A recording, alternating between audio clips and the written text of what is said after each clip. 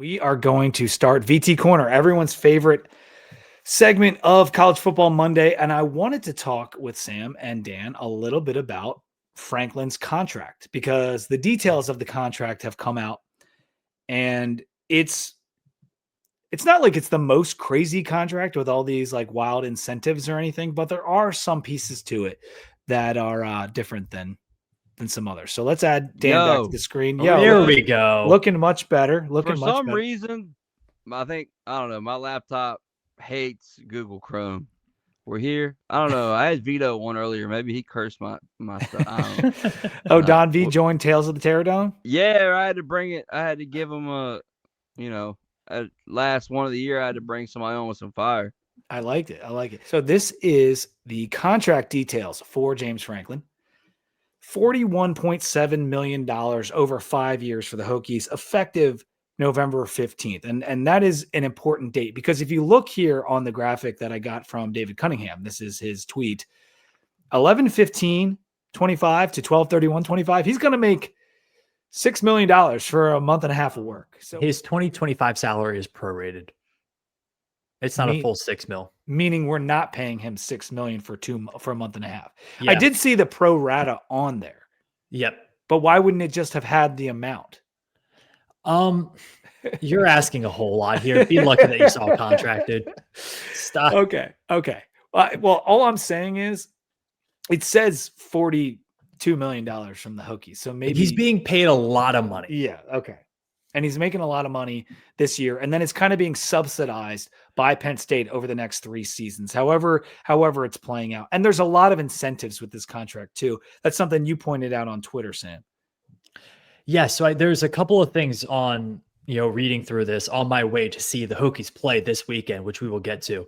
The incentive for TV viewership I thought was really interesting because there's always bowl game, college football playoff, ACC championship, etc. I found that really interesting because when you did the math and you started to look at it, in terms of bonuses paid directly to James Franklin, leading the ACC in TV viewership for a year is equivalent to winning a national title. It's an $800,000 bonus to James Franklin. Mm-hmm. Now, Virginia Tech obviously would then go out and pay, I believe it would be $350,000 to the assistant coach pool and then $350,000 to the support staff. So there's an extra $700K on top of the $800K. You get to $1.5 million. But for me, what it signified 2 things. One, Virginia Tech views TV viewership as directly related to your head coach. And I think that's probably true. You look at what's happened with Deion Sanders. You look at Bill Belichick. You look at some other high-profile hirings that have happened. I think Lane Kiffin is a great example of this. Like, Ole Miss is awesome. They have a great tailgate scene, a great game day scene, cool uniforms, good team. But, like, the pull there is Lane Kiffin. Right. I think Virginia Tech sees the James Franklin hiring as a bit of a, PR bonanza. Which it is. It has been so far. So that's one thing. The second thing is Virginia Tech sees success in TV viewership over the next 4 or 5 years as financially just as impactful as winning in the ACC at the highest level. They are willing to invest at a very, very high level to get that TV viewership. Yeah. Dan, when you see the numbers and you just see the contract, do you is this more than you expected, less than you expected, about what you expected? Like, what do you think about it? I figured it would go this way. I figured the end would be we would pay more money. In the beginning, we would pay less because I thought that if you hired him, that Penn State would be covering a portion of that. I thought he would want to stick it to them that way, kind of like Russ did the Broncos with the Steelers. So yeah, I'm not surprised, and like that's fine with me. Like, this dude is worth his weight in gold for what we're trying to do. So yeah, I am like, so if you add up those numbers, like that pro rata thing that we just were talking about, it does add up to 47 million. So that's more. So the pro rata means you're taking out like 5.25 million out of that 6, and we're only paying him 0.75 million from now to the. I don't really understand why it's laid out like this, but that's neither here nor there. it is backloaded, which makes sense. Mhm. And as I said to Sam before, it's 5 seasons for like what is essentially 4 seasons worth of pay, because Penn State is more or less covering a season for us, Sam. Yeah, and I think also if you look at how the pay is structured, Virginia Tech will probably hire the coordinator positions to 3-year contracts.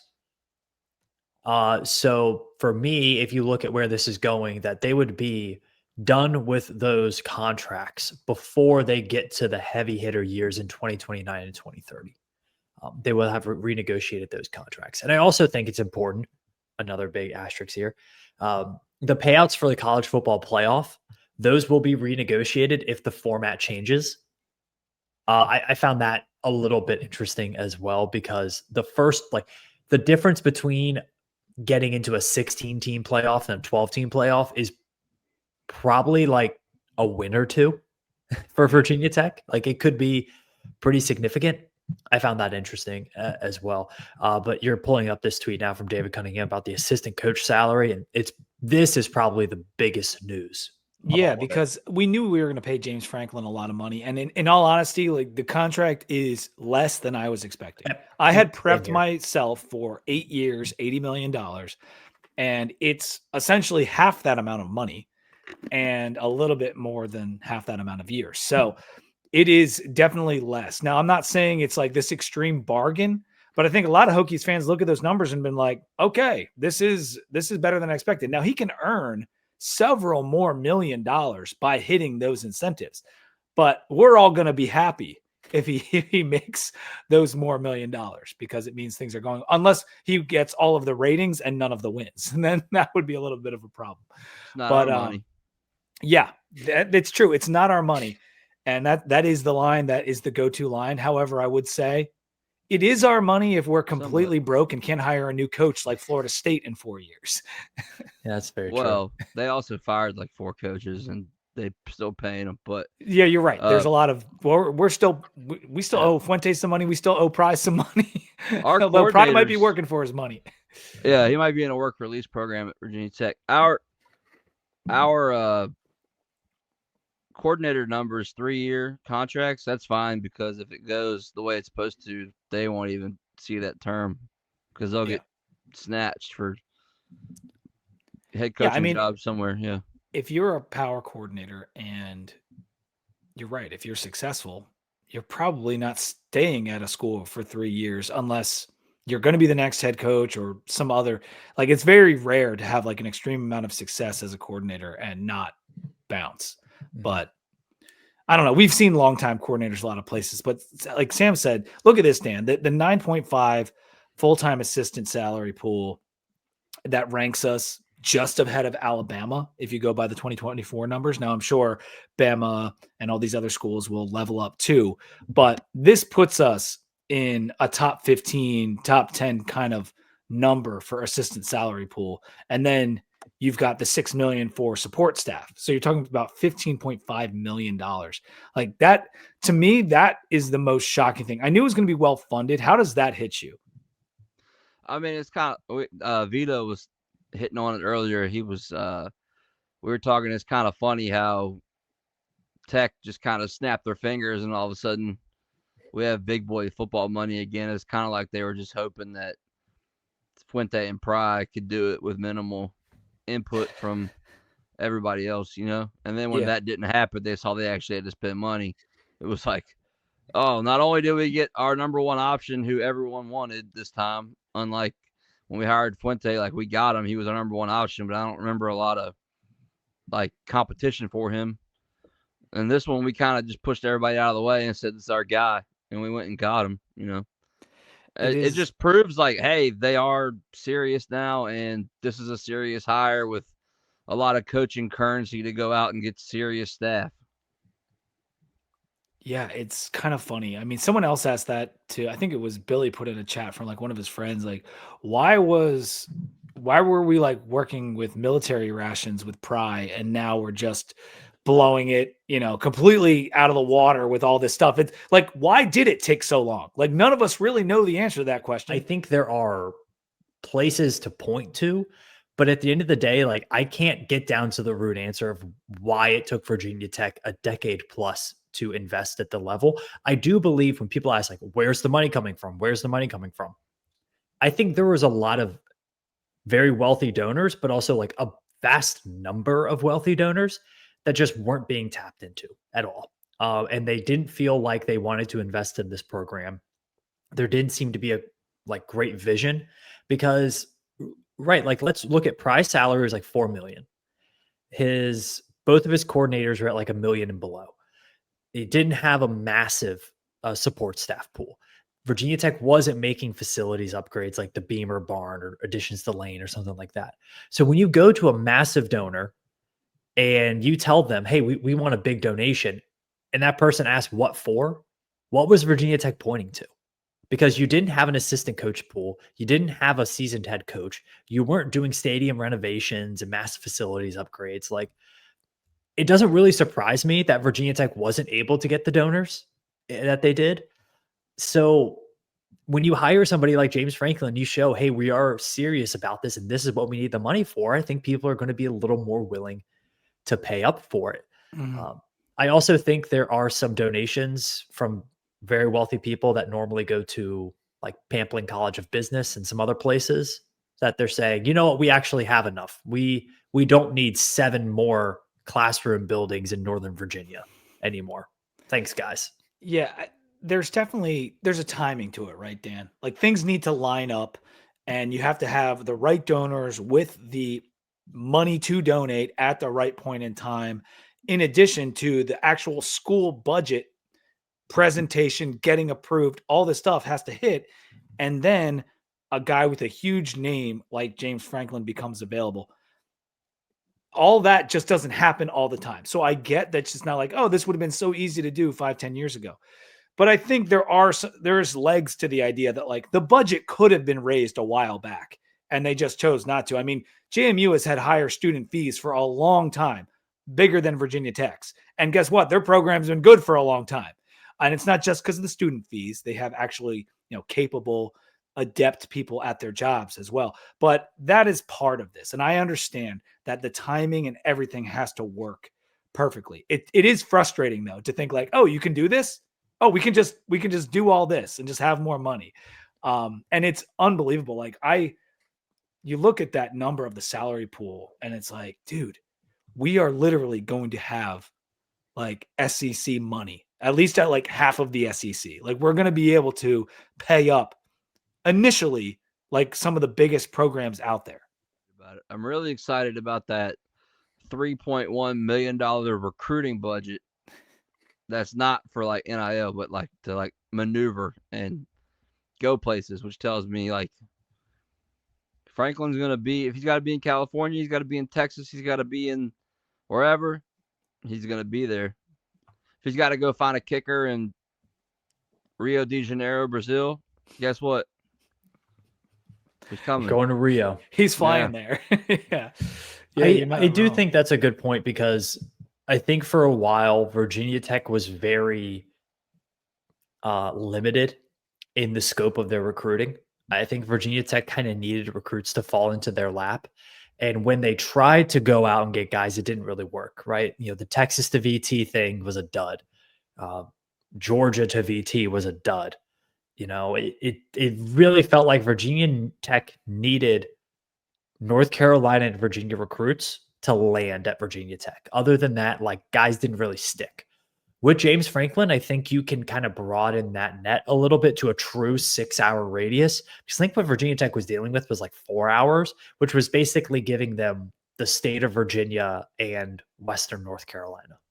But now with James Franklin and kind of his name brand, as well as the ability to have more recruiters on the road, you can actually have a bigger presence in East PA and New Jersey. You can have a bigger presence down in South Carolina and in a Nashville area in Tennessee that's having more and more of these big private school type programs.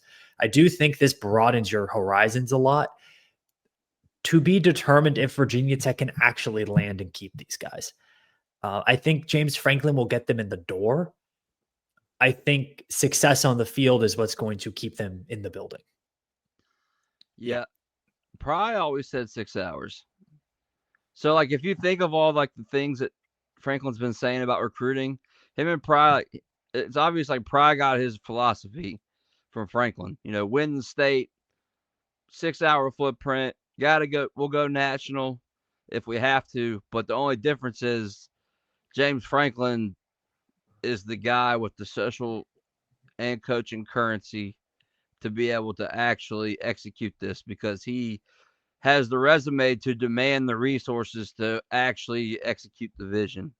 So I think, his foresight to be like, hey, I need this much in NIL, and then the next year I need this much increase to be able to retain and reward. I think these kids will come in, and I think that they will stay. Yeah. I mean, and you said that well. Like, there is very few coaches that can come in like James Franklin and essentially command respect on the recruiting trail to not just get that first year bump, but like to completely change the trajectory of our recruiting. Like this is not just like, oh, you got a new coach, he'll bring in some new commits with him, maybe a couple transfers. This is like could be an overhaul of everything that we understand to be Virginia Tech recruiting. I think the dynamic changes too because you bring in Fu, like you bring in Pry. It's kind of like we gave you your first big break, like you're here because of us. Whereas James Franklin came in like, no, I chose to be here. Like you're lucky to have me. You're gonna communicate, like you're gonna cooperate with me. Like you're gonna do what I ask. I think it's a different dynamic. Yeah, it's definitely he can command more from the administration, and he has. There's no doubt about that. We'll get to these questions and then a little bit of Miami and UVA, and we'll close out VT Corner. But what are your thoughts on Franklin's coaching staff? What are some names you're hearing? There's very few public names available, as far as I know. I know there's a couple like admin type guys, and he said I brought 8 guys with me that didn't know their title or how much they'd be making, but they came with me. And so DC and OC are clearly what people are interested in. I'm not sure a lot of the even fans that listen to our show care much beyond the coordinators. I know we all like, oh, is the new wide receiver coach. Like, okay, that's cool. But we want to know who's running the offense. We want to know who's running the defense. And like the Ricky Ronnie thing was sitting out there. He got asked about it, Dan. Like, do you have any thoughts on that? Like if that's someone you think we're pursuing or what? I mean, I guess James Franklin was on the sideline just to see two former staffers that work for him. I'm sure it was completely 100%, what he said it was. But just a friendly visit. Yeah, but I think Ronnie is like obvious, like, ooh, he was there at Penn State before, former staff member. Like, we could easily pay him more than the $723,000 he's making right now or whatever. And then Decker, his OC, it seems like he runs a better offense than Ronnie ran at Penn State. But Franklin also attributed that to, hey, we run a different offense at Penn State because it's colder in the Northeast or whatever he said. I get what he was saying. He's like, you can't be flashy in the snow is basically what I think what he was trying to get at. So it sounds like the same excuses the Big 12 coaches used to make for not being able to play defense. That's crazy. How does Ohio State do it then? Yeah, right. In sunny Columbus. I like Jordan Davis, Eric Morris's OC down at North Texas. Like, because Eric Morris is going to get a head job, whether it's Arkansas or Oklahoma State or somewhere, somebody's going to hire him. So I think, like, if you're looking at that up-and-coming G6 role to, like, bring up to be your Power 4 conference OC, I like Decker somewhat. I like Jordan Davis a lot. It's high octane, which is what Franklin said he wanted to run. I'm sure you could go snatch some other P4 guys offensively with the budget we have, but those are the only real like names like I've heard people float around. Yeah. The Decker thing is interesting because if Ronnie doesn't leave, because he was talking about it today, like I've only ever wanted to be here. Of course, every coach says that, but like Decker and Kojo, like Decker and Colton Joseph from ODU in Lane Stadium, not against us, sounds pretty nice. Yeah, no, I agree. But the reason I didn't watch the Pitt game earlier, like I said, was because I was watching Penn State play Nebraska because I was scouting. I wanted to see what it was like, and Yeah. I was not really on the Grunkemeyer train, but I kind of am now. Like if they go get him and bring him to Tech, I'm cool with that. He makes the throws, and that's what we need. We need somebody to make the throws. And I think a staple, and you kind of alluded to this, and Sam did too.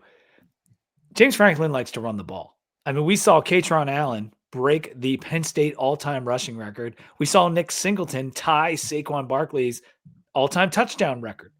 They run the ball. Like that is exactly what he likes to do. And I have always been, not just be it this year when we can't pass for shit. For a long time, I want Tech to have a running the ball identity. That's one of the things I like best about Franklin. I don't like the fact that he hasn't been able to develop a quarterback in quite a number of years, but he does like to run the ball, and his run game generally works. And so that's exciting to me.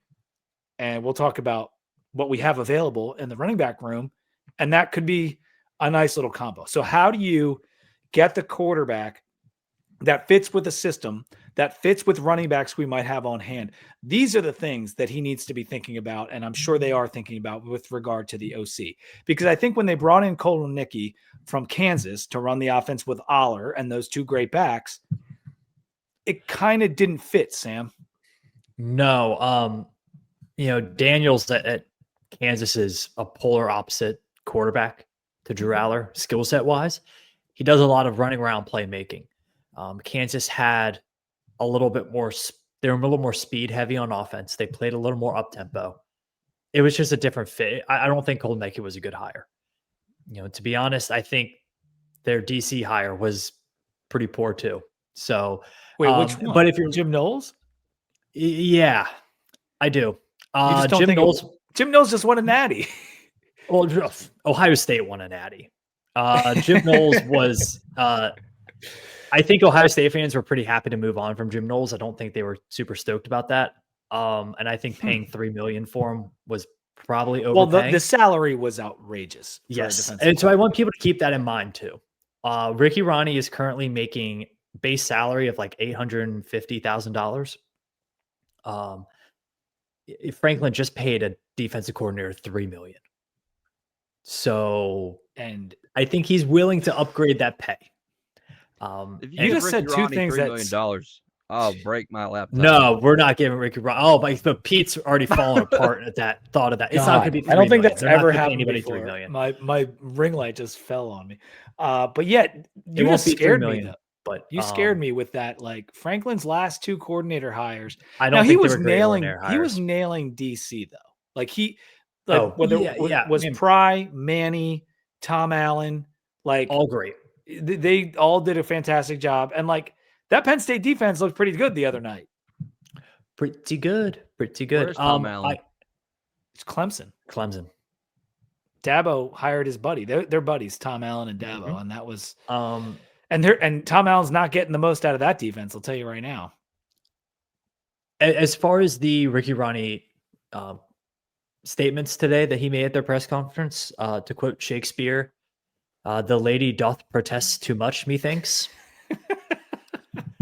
And I'm pretty confident that Virginia Tech's going to make Ricky Ronnie a pretty sizable offer. Oh, is this Insider Sam? That's it. That's it. I think they're gonna. I don't know if he takes it. I mean, yeah, some people might not accept an offer to double their pay for less work. Some people might not do that. I don't know. I wouldn't be one of those people, but some people might not do that. Notable. Sam is in the shadow of SB Ballard Stadium as we speak right now. I did have dinner in Norfolk tonight, so if he brings Decker with him, then that's fine. But yeah, I mean, but Decker is probably going to either want a head coaching job or at least an OC job. So what's he going to be if he would have come with Ronnie? Like he's going to we're not getting both. It's one or the other, Then give me Decker. Give you Decker. I would say the one thing with Ronnie that would be enticing to me would be his experience in close games. Like Old Dominion played an obscene amount of close games under him. They have. They played up to their opponents. They sometimes played below their opponents. He has a lot of experience there. I think that is something that Virginia Tech could leverage, especially from the offensive coordinator, because over the course of his career at ODU, they've actually gotten better at those games. So that's pretty good. And there are also games too where just a total game plan, they beat the team before kickoff. Like that game against Troy was schematically, they crushed them before the game. Like it was done. They won that game in the film room. So that is something also with Ronnie that I think is kind of exciting for me, because that roster at ODU it's not that good. It really isn't. I mean, it's a bunch of JUCO guys and Colton Joseph.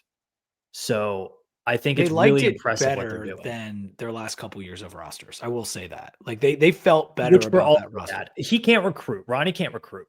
They're consistently one of the worst recruiting teams in FBS. We don't need them to recruit. And I feel like that's a symptom of just like the G5 right now. It is tough to recruit, period, because everyone's stealing your guys all the time. Do we have to float around a certain someone for defensive coordinator? No. It's No. not going to happen. Nope. But I was thinking, I'm more intrigued by like the dude from the Jaguars, Ryan Walters at Washington, running a pretty solid defense out there. He's like 21st in the nation before Saturday. Walters has a nice history of being a defensive coordinator. Yeah. I'm way more fascinated by the defensive coordinator hire, I think, than I am the offensive coordinator hire. Like Ronnie would be cool. Like I wouldn't be angry about it at all. Colton Joseph would be fine if you brought him with him, but I feel like with the money we have, that you could, like, I would much rather, if he enters the portal, throw money at Sam Leavitt or Sam Levitt, like somebody like that. That's like, that excites me. Like a higher talent, like a higher recruit kind of kid, like a blue chipper. Yeah, I see what you're saying. And I don't know if it'll be Kojo or not. It's just the whole thing of Franklin being on the sidelines at the Old Dominion game has put this all in so many of our heads of whether it's a player or the coaches or whatever. But you're right, Dan. There's going to be plenty of good quarterbacks available on the portal. It could be, the kid that's playing at Penn State now. It could be Aller if he gets another extra year. Like I doubt that, but there's lots and lots of possibilities. As far as the D coordinator goes, with Franklin's history, I'm not worried about DC. Like, right. I don't think it would be Brent Pry. I think that if Pry has a role, it will be something other than DC. But look at his last few DCs. They're all big names. They're all, for the most part, killers. Despite what Sam had to say about Jim Knowles has a pretty stellar career as a defensive coordinator. No, he does. He was being overpaid. There is no question he was being overpaid this year, when they went out and swiped him from Ohio State. That seemed a little bit desperate on Penn State and James Franklin's part to go pay Jim Knowles that much money when you literally are just replacing every year and doing fine. But we'll get somebody good. I don't know who it's going to be yet. You can go through names. You can be on the boards and see all the names they're saying. Nobody knows. And we will just have to wait and see on that one. I think if he made Pride defensive analyst or like director of high school relations, he would flourish in one of those two roles. I think you're probably right, Dan. I think you're probably right. Mm-hmm. Let's talk just a little bit about Miami, because that whole contract and Franklin thing clearly went on, but that is the news of the day. We obviously want to give that. We played a football game, fellas, and we were wearing Hokie Stone jerseys, which I didn't see coming until they put out that video with the release that Jaden Keller was narrating over. Pretty cool, I guess. Not that this was it. I really thought it was because like we got a new coach and we want something exciting to go out on the field. Because otherwise, what was the point of that? I don't know. Yeah. It won the Uniswag uniform of the week, which was pretty cool. Hang the banner. Yeah, there you go. Hang it. I just I don't know. Usually you save those special uniforms for like a game that means something more. So that's why I felt like it was we got the coach, let's put him out there. But regardless, we're wearing the Hokie Stone jerseys. People love them. Recruits love them. We had a ton of recruits there. That probably played into it. And so Miami got off to a really good start and just passed all over us. Beck started 11 of 11. It was 14-3 then 20-3 at the half. We were moving the ball, especially on the ground, but we couldn't like break the big one, Sam. There was a couple plays here and there before we had the Overton run, which was an awesome run, and cut it to, was that 17-10? Was that what that was? I think so. Yep. That provided like a little bit of excitement. It might have been 20-10. But man, it is fun to watch him run. Pat put on Twitter that Overton kind of like looks like Ryan Williams running the ball. Ryan Williams, our former running back, not the one in Alabama. Yeah, he looks a little bit like he looks like he's running as hard as he possibly can. He has a great combination of like power and shifty. I think Virginia Tech, though, the issue was the pass defense was so horrific, has been so horrific that there just wasn't much of a test against Carson Beck in this offense.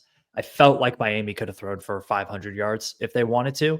They were lining up in like a full house pistol formation, though, half the game. Like they were trying to show as little as possible on film in this one.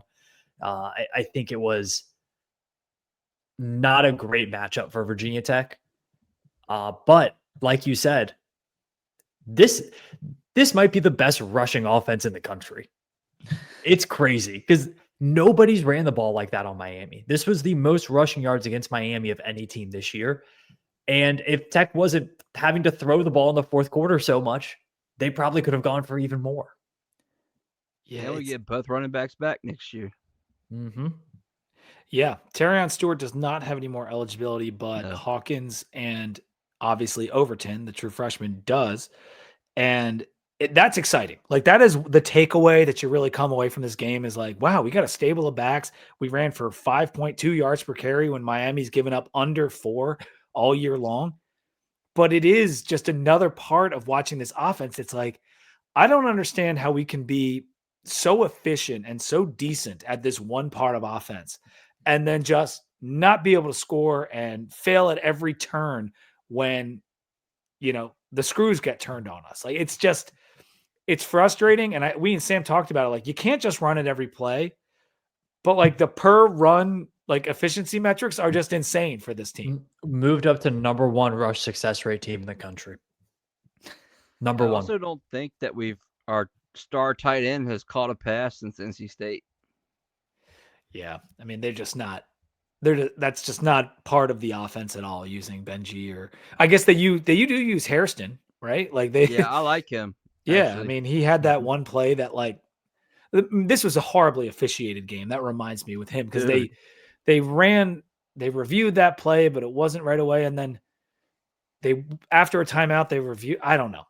The whole game. That crew is a mess. That was an awful officiated game. Just terrible. That was the Cal crew too. It's the same crew. Yeah. They've been bad for years.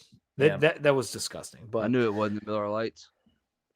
Miami kept getting the ball to Malachi Toney, and that proved to be bad for us. He had like 162 total on, I think it was 15 touches.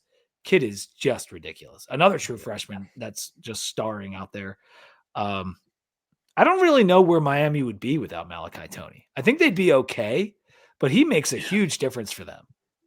Yeah, he does. He's such a game breaker. Like I want to draft him in my fantasy draft right now. He's that good. And he's like 18 years old. And we did get to see Pop, Dan. What did you think when Pop threw that first pass and it gets completed like right to the goal line, basically? I went crazy. Somebody actually behind me was taunting me about my Pop takes right before it happened. And then it happened. And then they sat down.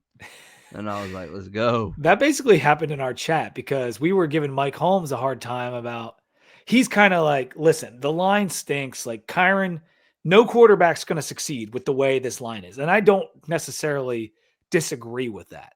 But the whole notion that Kyron gives us the best chance to win is hard to keep saying when we keep losing. And so, but I do get it. And then on the very first play when Pop came in, he threw that pass and we're like, there you go, coach. What do you think about that? It was a dime. It was a dime. It was a great pass. When Kyron ran out of bounds on like 4th and 3, I was like, I'm over it. Like, yeah. Like, come on. Like, well, there's no reason now for him to be like good kid, great family. We failed him developmentally, but 50-50 halves on him too. Like, no, like you just gotta. The run out of gotta- bounds that hurt everybody. Yeah, It's got to be Pop Watson next week. you think? It has, I mean, it has to be. If It it's has up to be. you, Sam, it's Pop to start against you. It has to be. I mean, They need to bring him Kyron back in. Kyron is terrified before every single snap. And it's not like he's not playing hard. I think he's running the playing ball very very hard, well. yeah. Part of the reason Virginia Tech's rushing metrics are so good is because of Kyron Drones. But there's just no dynamism to this offense. There's no creativeness. It's so vanilla that you can't get 9-10 good plays in a row on a drive. And that's why they can't score any touchdowns. I think it's like we are, yes, the run game efficiency, number one, and success rate, all this stuff. We are doing everything possible to scratch and claw to get those every single yard. Every single yard is a battle. And then we run, that battle ends and we can't win the war.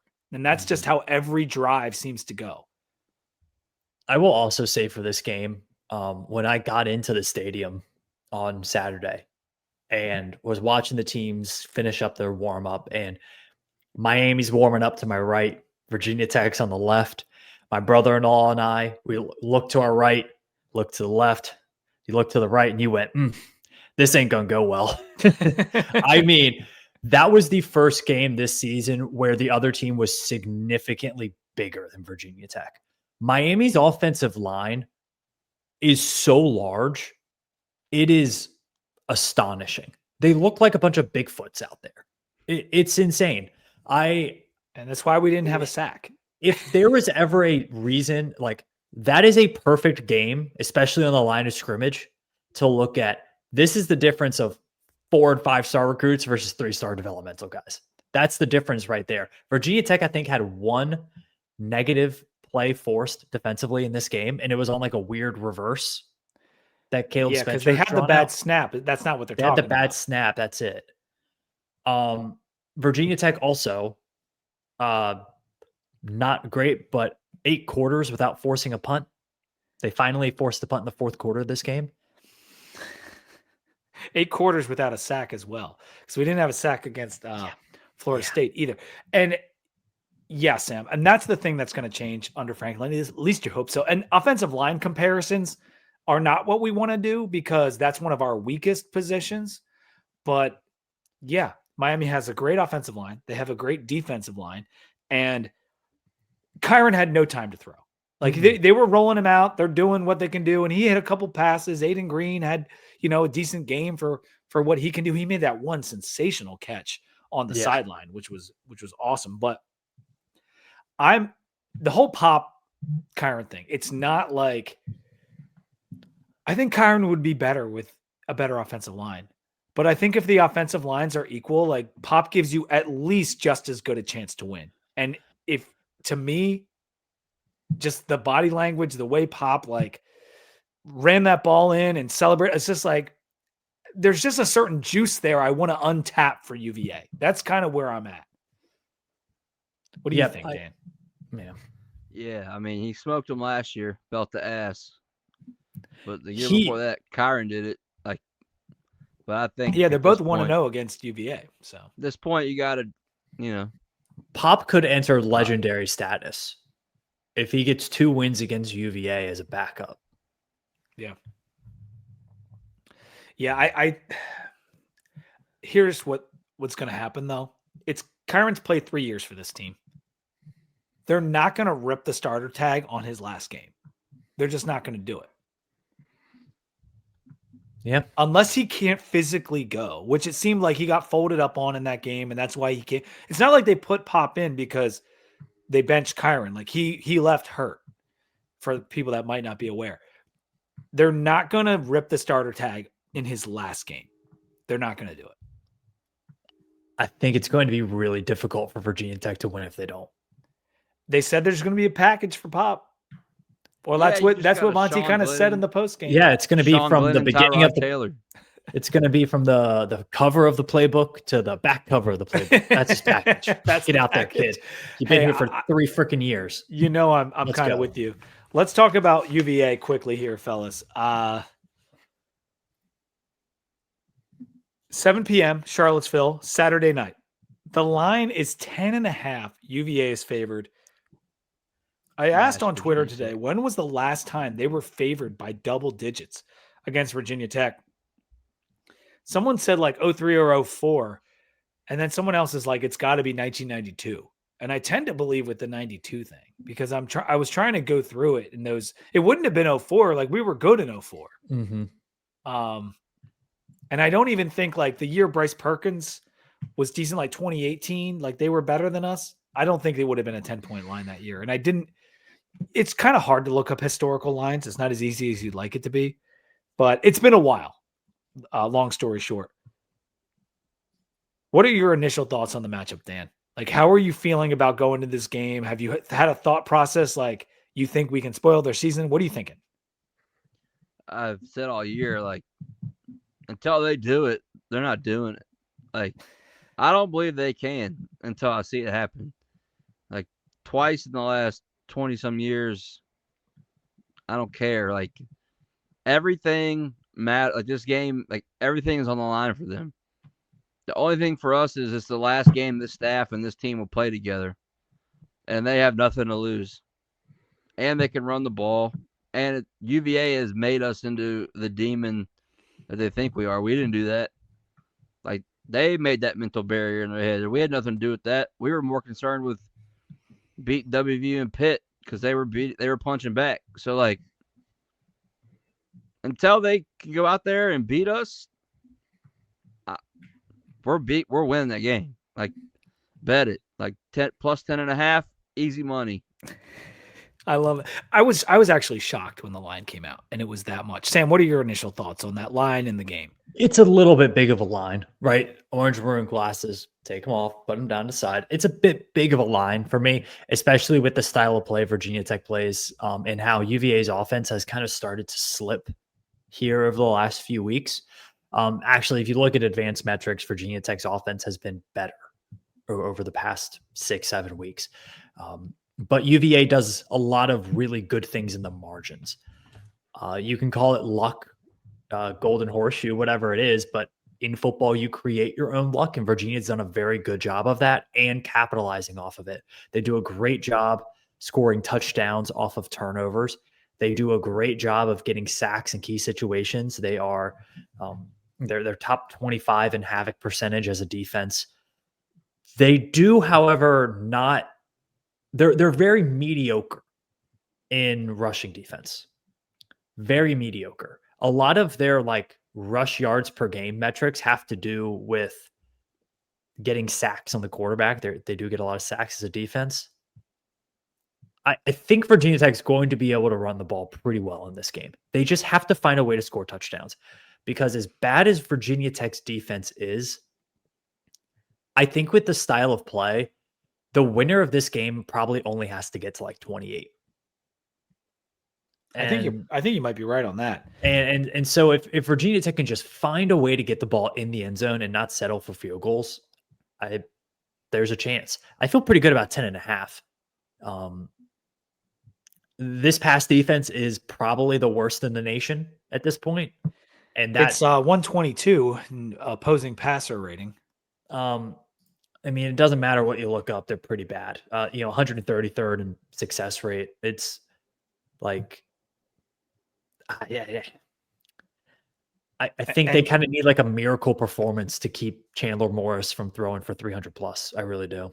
Well, yeah, and Morris has he's got some health concerns, right, Dan? Like he's been banged up and this and that. But they just had a bye week. Why not give them a bye week right before the Tech game? Let's go with that. Go ACC. And maybe that's a reason why the line is so high. But does he kind of scare you? Because like his legs are. Do you think they're the better part of his game? I'm just trying to like talk it out with you. Yeah, I think he can be, but I think you can get to him. Like, and the way our defense plays reckless, somebody's going to catch a 15-yarder on him, and like it's going to not incapacitate him, but I think it's going to hinder him. Like he's going to take. Like we're going to get a flag in this game. It's going to happen. Like we're going to nail him, and we're going to get a flag. I don't know how many FBS teams are there? 100 130. 136. Yeah. Yeah, and their strength of schedule was what, 86th? Yep. Yeah, well, depending on where you look, it can be worse than that. Yeah. So like, I mean, they have give them credit. It's hard to win games every Saturday, and they have put 9 of them together. But the Wazoo, like, I'm not moved. They could beat us, they could, but I don't. Like, I have a hard time like letting that happen in my head because it's kind of like Vanderbilt. Like, I have a hard time like saying Vanderbilt is gonna like. It took me forever to be like, yeah, okay, I'm gonna bet Vanderbilt this week. Can you pull that comment back up real quick? Yeah. Can we Oh, not? I wanted I to put in- throw up. This happened so 3 bad. times, and 2 of the times it was completed for one for a touchdown, the other for a big gain. The third time it should have been completed, but Carson Beck missed him. Ben Bell in pass coverage, if you're listening. On Yeah, Tony at that. The Your defensive schematically, end. the defense has been a bit of a mess. All year long, there's been schematic things that are problematic, whether it's playing guys not enough or too much or in the wrong spots. And I realize we've got a lot of attrition, but that was not something that can happen again. Absolutely weird. They talked about it on TSL. I don't know why that was happening. We'll be asking the question tomorrow at press. Yeah. It's on Ryan's list. Yeah. Okay, good. So UVA 31 in the SP plus. We are 103. So on an advanced metrics standpoint, that 10.5 actually does make sense. But on anyone who's watched the rivalry for 26 years or longer knows that it's going to be damn hard for UVA to beat us by 10 plus points. And they know that too. And we have to hope that this game is in their heads. Now, someone like Chandler Morris coming from Texas the year before, like, ignorance can be bliss in that sense. Like, he doesn't know like all the warts they've had in this game and all the near misses and all the losses they've taken and not being able to go over the game. This is new to him. So that might, like, you'd actually want that for Virginia Tech. The trick for JC Price and the guys that know about this rivalry is to be like, this is life and death for the Isaiah Cashes of the world who are new to the team. This is life and death, Jeff Overton. You need to play like everything depends on this. And that's the message that's hard. In the portal era and these rivalries, like, that's one of the things that I think gets hurt the most. But sometimes, like, the laundry itself makes these games the way they are. Like, it's just in the DNA of the uniform matchup. Dan, what uniform matchup do you want?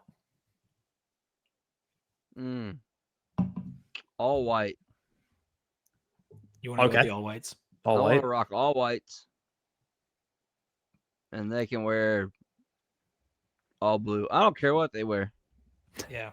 To be honest. Dan's not worried about the other side of the field. He's worried about our guys. Need to wear a skirt and hike it up. That's what they need to do. Because pleated khakis, a Vineyard Vines button down, and a vest. Yeah. Are either of you guys going to this game? No. No. Oh, okay. Yeah. Sam's going to be away, I think. I'll be in Texas. I do think it is fun. Like, it's a fun place to see a game if you feel like you're going to win, because Charlottesville is a very quintessential college town. And if you do win, it is fun. It's going to be cold, dude. Yeah. It's going to be like 30 degrees at kickoff. And I don't know if you've seen the ticket prices, but they are expensive as hell. Mm-hmm. I'm actually kind of shocked. I looked on the Game Time app today. It was nuts, man. We're talking like $200 right now. And that'll probably come down, but I was really surprised it would cost that much. Maybe UVA fans are finally going to a football game now. Or we're buying up all the tickets. I don't know which it is. I went 2 years ago at Scott, and then I went obviously at home last season. But this year I was like, look, I've been to a lot of games. I went to Atlanta. It's been a rough year, like football wise. Like, I might just watch it on the couch. I got tickets to Broncos Commanders Sunday Night Football the next night. Oh, and I'm yeah. like, do I want to sit out in Charlottesville in 20 degrees and then go sit out in Landover in 20? Like, I'm not I'm not old, but like I'm also like I don't need to do this twice, No, Dan, that you is need a like a cleanse. I feel like, you need a nice little detox from this Virginia Tech football season. Yeah, it's coming. we all need that. Yeah. We all need that. Trust me. The We're therapist gonna be too, swimming probably. in recruiting though, so it's gonna be Yeah, that's true. I mean, December, it's not going to let up. Like, we haven't baptism. gotten that first big commitment yet of the Franklin era, but I can't imagine it's too far away based on some of the crystal balls that have been dropping on 247. We're all keeping a close eye on that stuff. But yeah, and this is great. Come on, boys. Let JC smoke one more stogie on the field. Hell yeah. Yeah, Because sure. we don't know if we'll have JC back again. Like, going to be a lot of new staffers coming in. Some guys will probably be retained. But if this is JC's last ride as a Hokie coach, you wanted to see it again. And I have said for weeks that we're beating UVA. Now, as the game gets closer, it obviously gets more scary. It becomes more real. It's easy to say that a month out. But I kind of feel the same way Dan does. Like, I just feel like this is our game to lose. Now, we might lose it. We might screw it up a million ways because that's what we've kind of done this year. But if you're going to play one clean game, this is the one to play. And I did want to get Sam and Dan's thoughts tonight because Sam is going to not be on the show tomorrow night. I am recording. This is Not solo. I will have Grayson with me, but this is Sam's last hurrah before. This is the last show with this backdrop. Take it in, because it's gone. Sam's moving. He's moving permanently out of here. The big city calls. Shit. Yeah, I guess so, man. I guess so. But yeah, he'll be going to Austin early for moving and then Austin for the holidays. And then I'll be with Grayson. That's right. Former Sons of Saturday member Grayson. He will be here with me. We'll talk about how we got James Franklin. And both of us were on Twitter saying that not necessarily our favorite coach, but we'll be dissecting it in a way that hopefully will be fun for everyone to listen to. Will you be playing the will you be playing the 2D theme song before that, or will you be playing like the what's the Larry Davis show? I'm blanking on the name of it. Curb Your Enthusiasm. Curb Your Enthusiasm theme. Yeah. Bum, bum, bum. Oh man, no, it'll be good because I mean, Sam knows we've talked 1,000 hours about James Franklin already this year, but I do want to there's a couple people out there, and when we first got like, oh, James Franklin to Virginia Tech, there was more than just a few people that were like, I don't know if I like that idea. Like, it was a good percentage of like the social media that was like, I'm not so sure I want James Franklin. That quickly turned once it became more of a reality. People got more excited about the possibility. You look into it a little bit more. You look into the recruiting. You look into the donor opportunities, and it kind of sweetens that deal all the way around. And, we all get to a place where we're comfortable with it. And you had Grayson on your show. What was it, last week, Dan, talking about it? And you did the Ric Flair clip. Yeah, dude. With a tear in my eye, this is the greatest day of my life. Whether you, what is it? Whether you love it or hate it, it's you need to get to know it, something like that. Yeah. Man. Well, that's what we'll be talking about tomorrow. So, Dan, we will say goodbye now. We appreciate you being here to break down some of the Hokie stuff, but we will say our goodbyes. I like that t-shirt, by the way. Where can people grab that thing? TheSWAshop.com. There you go. The Terrordome. Click collaborations or collections and Tales from the Terrordome. There's also a holiday sweater or a Christmas sweater if you're old school. The Christmas sweater is pretty sweet. I do like that piece of gear on there. It's pretty sexy. That's where you can find all of our stuff as well as Dan's merch, the SWVAshop.com. Dan, thank you as always, and we will talk to you soon, buddy. Yes, sir. Later. Go. See you, man.